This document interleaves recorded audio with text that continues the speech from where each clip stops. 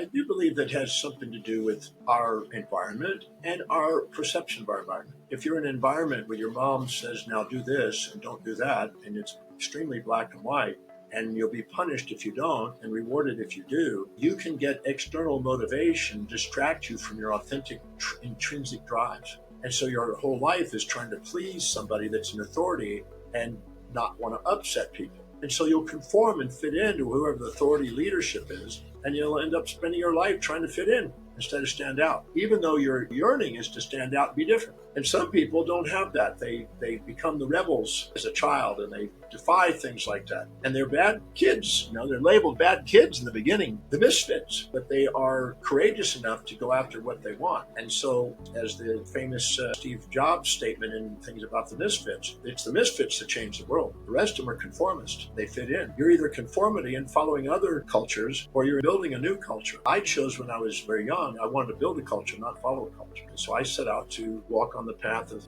individuality. As Ernest Becker in his Denial of Death text, he talks about there's a collective and an individual path for immortality. And those that fit in and conform are on the collective, the social. And those that are doing something that leaves the mark, they may be ridiculed, violently opposed initially, but eventually they make something that changes the world. And I wanted to go on that path. And that means you have to be willing to let people not understand you. Emerson said to be great is to be misunderstood. I'd like to share an interesting story about that, a fun story. When I was 18, I was going to Wharton Junior College in Texas. And I carpooled with this other gentleman who was an engineer, a young 18-year-old guy that wanted to be an engineer. His dream was to build magnetic trains, which, by the way, he went on to do. The magnetic trains that exist today